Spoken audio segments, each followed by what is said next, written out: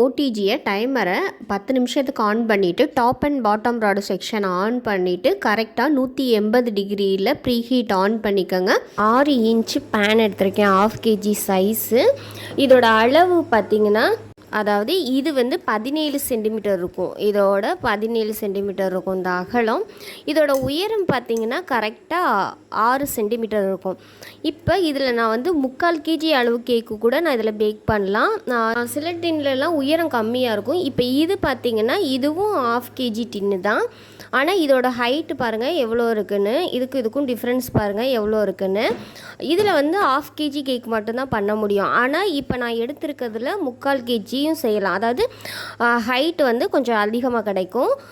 இப்போ இந்த ட்ரேயில் தான் நான் வந்து கேக் செஞ்சு காட்ட போகிறேன்.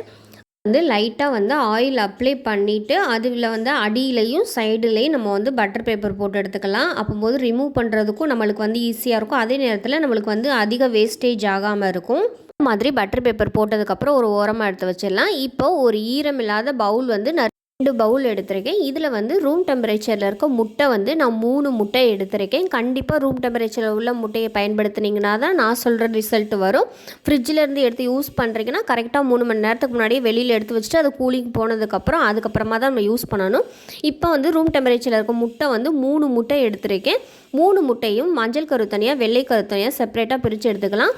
வெள்ளை கருவில் ஒரு துளி மஞ்சள் கரு கலந்தாலுமே எக்கு வந்து ஸ்டிப்பிக்காக வராது. ஸோ கவனமாக வந்து பிரித்து எடுத்துக்கோங்க. சரி, பாத்திரத்தில் எதுவும் ஈரம் இருந்தாலுமே வந்து பீட் ஆகி கிடைக்காது. இப்போ முட்டையை தனித்தனியாக பிரித்ததுக்கப்புறம் வெண்ணிலா எசன்ஸ் வந்து 1 டீஸ்பூன் அளவு எடுத்துருக்கேன். இந்த 1 டீஸ்பூனை கரெக்டாக நம்ம மஞ்சள் கரு எடுத்துருக்கோம்ல தனியாக அதில் வந்து சேர்த்துட்டு 1/2 டீஸ்பூன் அளவு மில்க் எசன்ஸ் சேர்த்துருக்கேன். மில்க் எசன்ஸ் சேர்க்குறனால எக்கோட ஸ்மெல் வந்து கண்ட்ரோல் ஆகி கிடைக்கும். எசன்ஸ் உங்கள்கிட்ட இல்லைன்னா அதுக்கு பதிலாக பட்டர் எசன்ஸ் கூட நீங்கள் சேர்த்துக்கலாம் 1/2 டீஸ்பூன் அளவு. இதில் வந்து 1/4 டீஸ்பூனில் பாதி அளவு, அதாவது 2 பிஞ்ச் அளவு உப்பு சேர்த்துட்டு இது எல்லாம் ஒன்றா கலக்கிற வரைக்கும் கலந்து எடுத்து ஒரு ஓரமாக வச்சிடலாம். அதாவது உப்பு வந்து கரைஞ்சிருக்கணும், அந்த அளவுக்கு கலந்து ஒரு ஓரமாக எடுத்து வச்சிடலாம். இப்போ வந்து கேக் வந்து என்ன கலரில் தேவையோ அந்த கலரை வந்து நீங்கள் ஆட் பண்ணிக்கலாம். நான் வந்து வைலட் கலர் வந்து ஆட் பண்ணுறேன். ஏன்னா இது வந்து பிளாக் கரண்ட் கேக்குனால வைலட் கலர் இருந்தால் நல்லாயிருக்கும். ஸோ வைலட் கலர் வந்து நீங்கள் லிக்விட் கலர் எடுத்தாலும் சரி, இந்த மாதிரி ஜெல் கலர் எடுத்தாலும் சரி. நான் வந்து சாஃப்ட் ஜெல் கலர் இருக்குல்ல அது வந்து எடுத்திருக்கேன். இது வந்து ஒரு 4 to 5 ட்ராப்ஸ்லேருந்து ஒரு 8 ட்ராப்ஸ் வரைக்கும் யூஸ் பண்ணலாம். உங்களுக்கு டார்க்காக வேணும்னா நீங்கள் அதிகமாக யூஸ் பண்ணிக்கலாம். இல்லை லைட்டாக போதுன்னா கம்மியாக யூஸ் பண்ணிவிட்டு அதை வந்து லைட்டாக மிக்ஸ் பண்ணி எடுத்திங்கன்னா ஒரு டார்க் ஷேடு கலராக கிடைக்கும். ஓகேவா? ஆனால் நம்ம பேட்டரியில் மிக்ஸ் பண்ணதுக்கப்புறம் அது வந்து லைட் ஷேடாக மாறிடும். ஸோ இந்த மாதிரி கலர் கலந்து ஒரு ஓரமாக எடுத்து வச்சிடலாம். ஹீட்டரை வந்து எப்போதுமே க்ளீனாக வச்சுக்கோங்க. ஒரு சில நேரங்களில் க்ரீம்லாம் இதில் தெரிச்சு அந்த மாதிரி இருக்கும். அது மறுபடியும் இந்த முட்டையோடு சேரும்போது ஒரு சில நேரங்களில் அப்போவும் வந்து எக் வந்து ஸ்டிப்பிக்காக வராது. அதனால் பீட்டரையும் க்ளீனாக வச்சுக்கோங்க. இப்போ இந்த வெள்ளை கருவை ஃபஸ்ட்டு ஸ்பீடை ஆன் பண்ணி கரெக்டாக 30 நிமிஷம் வந்து பீட் பண்ணிக்கோங்க. இந்த தண்ணியாக இருக்க எக்கு ஒயிட் வந்து எல்லாமே சேர்ந்து நுரையாக வரணும். ஜஸ்ட்டு நுரையாக இருக்கணும், தண்ணியாக இருக்கக்கூடாது. அந்த மாதிரி இருக்கும்போது பீட்டரை ஆஃப் பண்ணிவிட்டு கரெக்டாக வந்து நான் 100 கிராம் சர்க்கரை எடுத்திருக்கேன். 1/2 கப் அளவு 100 கிராம் எடுத்திருக்கேன். இதில் வந்து நான் பொடி பண்ணாத சர்க்கரை எடுத்திருக்கேன். நீங்கள் பொடி பண்ண சர்க்கரை எடுக்கிறீங்கன்னா 250 ml கப்பில் 3/4 கப் அளவு எடுத்துக்கோங்க. சர்க்கரையை ஒவ்வொரு பேட்சாக சேர்த்து ஒவ்வொரு பேட்ச் சர்க்கரையும் நல்லா கரையிற அளவுக்கு பீட் பண்ணி எடுத்துக்கணும். நான் வந்து 3 டைமாக சேர்த்து இதை வந்து பீட் பண்ணி எடுத்துக்கிறேன். ஒவ்வொரு டைமும் கண்டிப்பாக சர்க்கரை கரைஞ்சி நல்லா மெல்ட் ஆகி ஃபோம் வந்து திக்காக இருக்கணும். அந்த அளவுக்கு பீட் பண்ணி எடுத்துக்கோங்க. ஓரளவுக்கு வந்து ஸ்டிப்பிக்காக இருக்குது, ஆனால் சுகர் வந்து இன்னும் கரையலை. இப்போ தேட்சையும் சேர்த்துட்டு நல்லா ஹை ஸ்பீடில் போட்டு சுகர் கரையிற அளவுக்கு வந்து பீட் பண்ணி எடுத்துக்கோங்க. சில நேரங்களில் இந்த பாருங்கள், இந்த தெரிச்சு இருக்கா, இதில் வந்து சக்கரை வந்து முழுசாக அப்படியே இருக்கும். அதை வந்து அவாய்ட் பண்ணுறதுக்காக அப்பப்போ வந்து நீங்கள் பீட் பண்ணும்போது ஸ்பேச்சுலா வச்சு எல்லாத்தையும் ஒன்று சேர்த்துட்டு மறுபடியும் பீட் பண்ண ஆரம்பிங்க. அப்போ தான் இதில் பார்த்தீங்கன்னா சக்கரை கண்டிப்பாக இருக்கும். நான் வேணால் உங்களுக்கு தொட்டு கூட காமிக்கிறேன். இங்கே பாருங்கள், சக்கரை வந்து அப்படியே இருக்குது. அது வந்து அந்த அது வந்து அப்படியே போய் அடியில் தங்கி அப்படியே பிசுன்னு ஆகும் கேக் வந்து. அதனால அந்த மாதிரி ஓரங்களில் இருக்கிறதெல்லாம் வலிச்சு நீங்கள் வந்து கரெக்டாக பீட் பண்ணி எடுத்துக்கோங்க. எந்த அளவுக்கு ஸ்டிப்பிக்காக பீட் பண்ணியிருக்கோம். இந்த பாருங்கள் இது எவ்வளோ ஸ்ட்ரெயிட்டாக நிற்குதுன்னு. இப்போ வந்து இந்த பாத்திரத்தை நான் தலைகீழாகவே கவுத்தாலும் இதுலேருந்து ஒரு துளி ட்ராப் கூட விழுகாதா அந்த அளவுக்கு வந்து பீட் பண்ணி எடுத்து இதில் வந்து நம்ம கரைச்சி வச்சுருக்கோம்ல எக்கோட மஞ்சள் கருவும் அந்த வயலட் கலரும் அதை வந்து இதில் வந்து கொஞ்சம் கொஞ்சமாக சேர்த்து ஒரு 10 செகண்டுக்கு வந்து பீட் பண்ணி எடுத்துக்கலாம். இந்த மாதிரி கலந்துட்டு பீட்டரை நீங்கள் ஆஃப் பண்ணிவிடுங்க. ஆஃப் பண்ணிவிட்டு ஸ்பேட்சில் வச்சு எல்லாத்தையும் ஜென்ரலாக வந்து மிக்ஸ் பண்ணி எடுத்துக்கோங்க. ரொம்ப போட்டு கிண்டிட வேணாம், ஜஸ்ட் வந்து எல்லாம் ஒன்று சேர்கிற அளவுக்கு கிண்டி எடுத்துருங்க. வயலட் கலரில் இருக்குது. நம்ம வந்து பேக் பண்ணும்போது இது இன்னும் கொஞ்சம் வந்து டார்க்காக ஓரமாக வச்சிடலாம். இதுவும் பவுலில் வச்சு தான் நான் சளிச்சு காட்டுவேன். இன்றைக்கி வந்து இந்த மாதிரி ஒரு ஷீட் வச்சுக்கோங்க, இல்லைன்னா ஒரு பட்டர் பேப்பர் வச்சுக்கோங்க. அது வந்து இன்னுமே நம்மளுக்கு ஈஸியாக இருக்கும். ஒரு ஜல்லடை வச்சுட்டு கரெக்டாக 3/4 கப் அளவு மைதா எடுத்திருக்கேன். அதாவது 250 ml கப்பில் வந்து 3/4 கப் எடுத்திருக்கேன். கூடவே 1/2 டீஸ்பூன் அளவு கார்ன்ஃப்ளவர் மாவு எடுத்திருக்கேன். இது கூடவே 1/2 டீஸ்பூன் அளவு பேக்கிங் பவுடர் எடுத்திருக்கேன். இது எல்லாத்தையும் சேர்த்து சளிச்சு எடுத்துக்கலாம். இப்போ நம்ம ரெடி பண்ணி வச்சுருக்க இதில் வந்து இந்த ஃப்ளாரை வந்து 3 பேட்சாக நான் வந்து சேர்த்துக்கிறேன். ஒரு பேட்ச் சேர்த்துட்டு வந்து 3 டீஸ்பூன் அளவு காய்ச்சி ஆற வச்ச பால் எடுக்கணும். ஒவ்வொரு பேட்ச் சேர்க்கும் போதும் 1 டீஸ்பூன் அளவு மில்க் சேர்த்துட்டு மாதிரி வாசனை இல்லாத எண்ணெய் வந்து 3 டீஸ்பூன் அளவு எடுத்திருக்கேன். அதாவது 15 ml. ஒவ்வொரு பேட்ச் மாவு சேர்க்கும் போது ஒரு டீஸ்பூன் அளவு ஆயில் சேர்த்து நம்ம மிக்ஸ் பண்ணி எடுத்துக்கணும். மொத்தமாக ஆயிலை சேர்த்துறாதீங்க. இப்போ 2வது பேட்சையும் சேர்த்துட்டு 1 டீஸ்பூன் அளவு ஆயில், மறுபடியும் காய்ச்சி ஆற வச்ச பால் வந்து 1 டீஸ்பூன், மொத்தமாக 15 ml எடுத்திருக்கேன். இப்போ 3வது பேட்சையும் சேர்த்துட்டு மறுபடியும் 1 டீஸ்பூன் அளவு காய்ச்சி ஆற வச்ச பால், அதுக்கப்புறமா 1 டீஸ்பூன் அளவு ஆயில், வாசனை இல்லாத எண்ணெய், டோட்டலாக 3 டீஸ்பூன் அளவு ஆயில், 3 டீஸ்பூன் அளவு மில்க் சேர்த்து நல்ல ஒரு கெட்டியான பதத்தில் இந்த மாதிரி ஒரு பேட்டரை ரெடி பண்ணி எடுத்துக்காங்க. ஓவராக மிக்ஸ் பண்ண வேணாம், கேக் வந்து ஹார்ட் ஆயிரும். சில நேரங்களில் இந்த 2 பட்டர் பேப்பரும் வந்து ஒட்டவே செய்யாது. அந்த நேரத்தில் நம்ம ரெடி பண்ணி வச்சுருக்கோம்ல அந்த அதாவது எக்கு ஃபோம், அதில் வந்து லைட்டாக தடவிட்டு இப்படி ஒட்டுனீங்கன்னா உங்களுக்கு வந்து கரெக்டாக ஒட்டிக்கிறோம். இப்போ இந்த பேட்டரை வந்து நான் இதில் சேர்த்துக்கிறேன். இந்த மாதிரி சேர்த்ததுக்கப்புறம் இது வந்து நான் கோனி ஊசி நம்ம வீட்டிலலாம் இருக்கும்ல அதை தான் நான் யூஸ் பண்ணுவேன். நீங்கள் வந்து டூத்பிக் யூஸ் பண்ணுறதுனால யூஸ் பண்ணிக்கோங்க. இந்த மாதிரி ஈவன் பண்ணணும், அதாவது ஈவனான ஃப்ளாட்டான ஹைட்டில் வந்து கிடைக்கணும். அப்போ தான் வந்து மேலே மட்டும் குவிஞ்சு அந்த மாதிரி எந்த ப்ராப்ளமும் வராமல் இருக்கும். இப்போ இதை வந்து நல்லா தட்டிக்கணும். பாருங்களேன், இந்த புள்ளியாக வருதுல்ல, அதெல்லாம் ஏர் பபிள்ஸு. அது உள்ளே இருந்துச்சுன்னா ஹாலோ மாதிரி வந்துடும். அதனால தான் இப்படி தட்டி எடுக்கிறது. டிஜியை ஓப்பன் பண்ணிவிட்டு நம்ம ரெடி பண்ணி வச்சுருக்க பேட்டரை வந்து உள்ளே வச்சுட்டு நான் க்ளோஸ் பண்ணிடுறேன். அதாவது 30 மினிட்ஸ் வச்சுருக்கேன். Top and bottom rod on பண்ணிவிட்டு 180 டிகிரியில் 30 மினிட்ஸ் வச்சுருக்கேன். உங்களுக்கு வேகலைன்னா எக்ஸ்ட்ரா ஒரு 5 மினிட்ஸ் வச்சுக்கலாம். கேக் வந்துச்சு. நான் ஒரு டூத்பிக் வச்சு உள்ளே நல்லா இன்சர்ட் பண்ணி பார்த்தீங்கன்னா ஒட்டாமல் வரணும். பாருங்கள் எந்த அளவுக்கு ஒட்டாமல் வந்திருக்குன்னு. அதாவது பிசுன்னு ஒட்டாமல் இருக்கணும் கையில். நல்லா பட்டிங்லேருந்து மோல்ட் பண்ணியாச்சு. இது வந்து நல்லாவே ஆறட்டும்.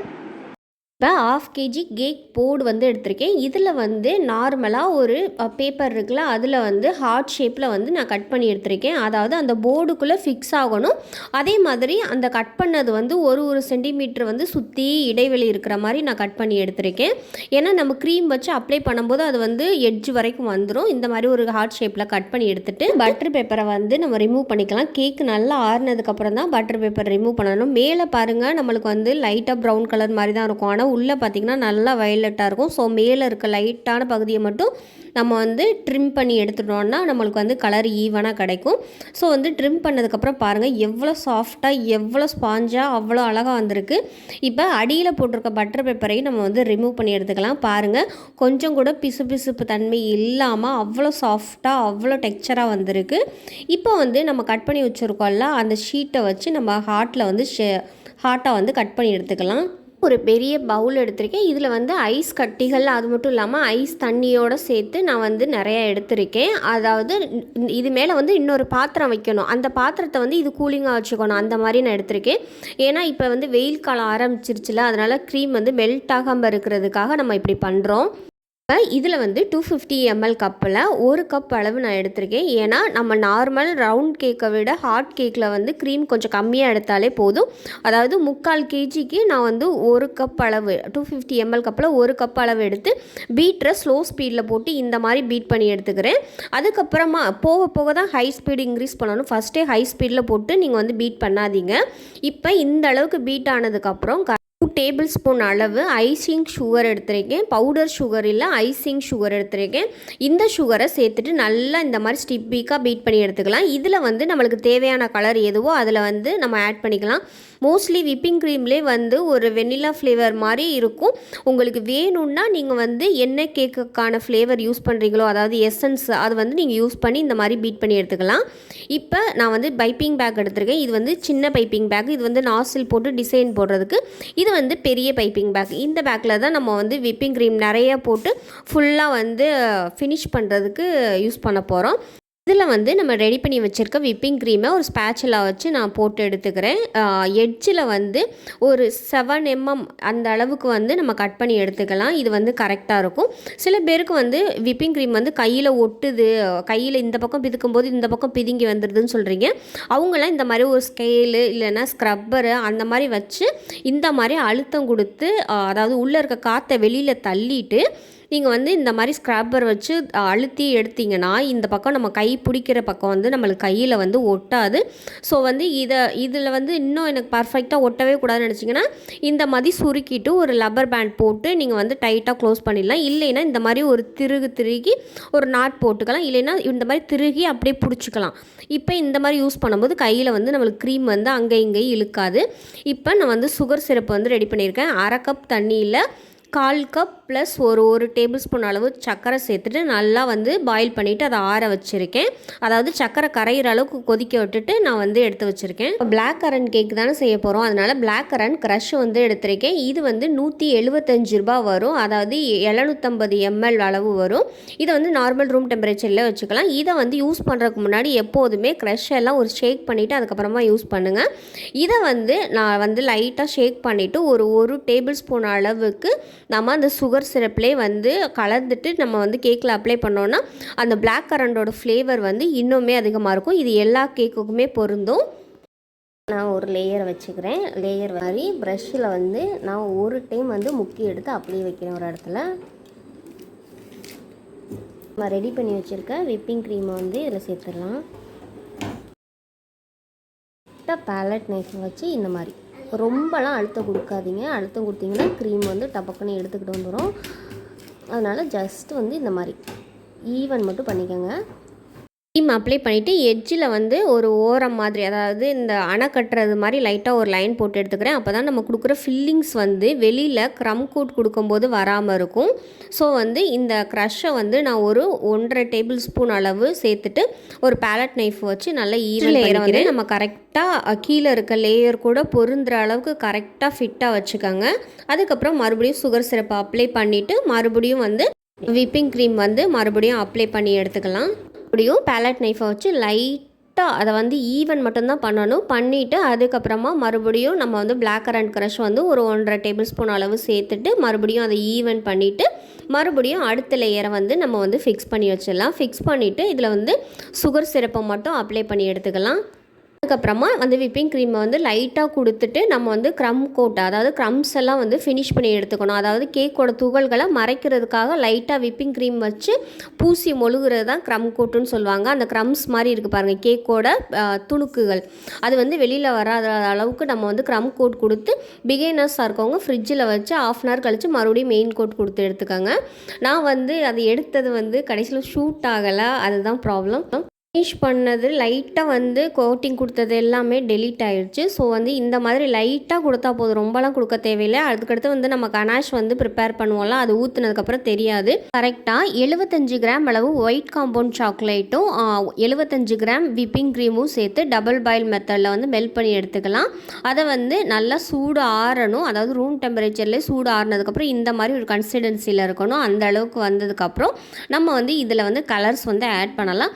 அதாவது 2வது ஒயிட் கலர் இருக்குல்ல, ஒயிட் கலர் ஆட் பண்ணிவிட்டு நீங்கள் டார்க் கலர் ஆட் பண்ணும்போது அது வந்து இன்னுமே பிரைட்டாக காட்டும், அதே நேரத்தில் ஒரு ஷைனிங்கான கலராக காட்டும். ஸோ வந்து ஜெல் கலர் இருக்குல்ல, நான் அது வந்து ஒயிட் கலர் வந்து ஒரு 2 to 3 ட்ராப்ஸ் அளவு நான் வந்து சேர்த்துக்கிறேன். சேர்த்துட்டு வந்து நம்ம வந்து நல்லா விஸ்க் வச்சு கலந்தோன்னா ஒரு பால் கலர் மாதிரி அந்த மாதிரி ஒரு டெக்ஸ்சரில் இருக்கும். இப்போ வந்து நம்ம ரெடி பண்ணி வச்சுருக்க, அதாவது என்ன கேக் ரெடி பண்ணி வச்சுருக்கோமோ அதுக்கேற்றாப்புல எந்த கலர் நீங்கள் யூஸ் பண்ணணுமோ அதை வந்து நீங்கள் சேர்த்துக்கலாம். இப்போ வந்து நான் வந்து வயலட் கலர் வந்து ஒரு 4 to 5 ட்ராப்ஸ் அளவு நம்ம சேர்த்துட்டு ஒரு டார்க்கான கனாஷ் மாதிரி நம்ம ரெடி பண்ணி எடுத்துக்கலாம். வெயிட் வச்சுருக்கேன், அது மேலே இந்த மாதிரி ஒரு ஸ்டாண்டு மாதிரி நீங்கள் வேறு எது வேணாலும் வச்சுக்கலாம். நான் டின்னே வச்சுருக்கேன். இப்போ அந்த மெல்ட் பண்ணதில் வந்து நான் விப்பிங் க்ரீம், அதாவது வயலட் கலர் சேர்த்து இந்த மாதிரி மெல்ட் பண்ணி வச்சுருக்கேன். டர்ன் டேபிள் மேலே இருக்கிற கேக்கை வந்து லைட்டாக வந்து ஸ்மூத்தாக எல்லா பக்கமும் எடுத்து விட்டுட்டு அதுக்கப்புறமா தான் நம்ம வந்து ட்ரான்ஸ்ஃபர் பண்ணி தூக்கவே செய்யணும். ஆனால் நிறைய பேர் அப்படியே லைட்டாக பேலட் நைஃப் உள்ளே விட்டுட்டு தூக்கிடுவாங்க. அப்படி செய்யாதீங்க. இந்த பேலட் நைஃபோடே அந்த டின்னு மேலே நான் வச்சுட்டு நம்ம ரெடி பண்ணி வச்சுருக்க கனாஷை வந்து ஊற்றிடலாம். ஊற்றிட்டு எல்லா அளவுக்கும் கவர் ஆகிற மாதிரி ஊற்றி எடுத்துக்கோங்க. கேக்கை வந்து ஃப்ரிட்ஜில் வச்சுட்டு ரொம்ப கூலிங் ஆனதுக்கப்புறம் இந்த கனாஷை வந்து நீங்கள் சேர்க்காதீங்க. ஏன்னா ரொம்ப கூலிங் ஆயிடுச்சுன்னா நீங்கள் ஊற்றிட்டுருக்கும் போதே அது வந்து டக்குன்னு செட் ஆயிரும், அதை எல்லா இடத்துக்கும் ஸ்ப்ரெட் ஆகாது. ஸோ வந்து ஐசிங் பண்ண உடனே நீங்கள் வந்து கனாஷை சேர்த்துருங்க. கனாஷ் சேர்த்தது அதுக்கப்புறம் எப்படி பேக் பண்ணுறதுன்னு சொல்லிட்டு எல்லாமே நாங்கள் வீடியோ ஷூட் பண்ணியிருந்தோம். அது வந்து அது எப்படி டெலீட் ஆனிச்சுன்னே தெரியலை. ஸோ வந்து சாரி. நெக்ஸ்ட் வீடியோஸில் வந்து நான் அப்லோட் பண்ணுறேன். இந்த கனாஷை சேர்த்துட்டு நல்லா வந்து நீங்கள் ஒரு 2-3 ஹார்ஸ் வரைக்கும் நீங்கள் வந்து ஃப்ரிட்ஜில் வச்சு செட் பண்ணி எடுத்துட்டிங்கன்னா பர்ஃபெக்டாக இருக்கும். அதுக்கப்புறம் இதெல்லாம் எப்படி பேக் பண்ணுறதுன்னு எடுத்துருந்தோம். ஸோ வந்து அதில் வந்து நேம் எப்படி எழுதுறதுன்னா அது எல்லாமே அழிஞ்சு போச்சு. ஸோ நெக்ஸ்ட் வீடியோவில் வந்து இன்னுமே விளக்கமாக கேட்டிருந்தீங்க எப்படி கேக் வந்து பேக் பண்ணுறது அப்படின்னு சொல்லிட்டு அது எல்லாமே ஷூட் பண்ணோம். அதுக்கப்புறம் அந்த கோல்டு பெயிண்டிங் வந்து எப்படி ஸ்ப்ளிட் பண்ணுறது அது எல்லாமே சொல்லியிருந்தோம். ஸோ வந்து அது எல்லாமே அழிஞ்சு போச்சு. சாரி. நெக்ஸ்ட் வீடியோவில் வந்து நான் உங்களுக்கு வந்து தெளிவாக அப்லோட் பண்ணுறேன். எங்களுடைய சேனல் உங்களுக்கு பிடிச்சிருந்துச்சுன்னா லைக் பண்ணுங்கள், ஷேர் பண்ணுங்கள், கமெண்ட் பண்ணுங்கள், சப்ஸ்கிரைப் பண்ணுங்கள். பக்கத்தில் இருக்க பெல் ஐக்கானை கிளிக் பண்ணி ஃப்ரீ பேக்கிங் கிளாஸில் ஜாயின் பண்ணிக்கோங்க. Thank you for all.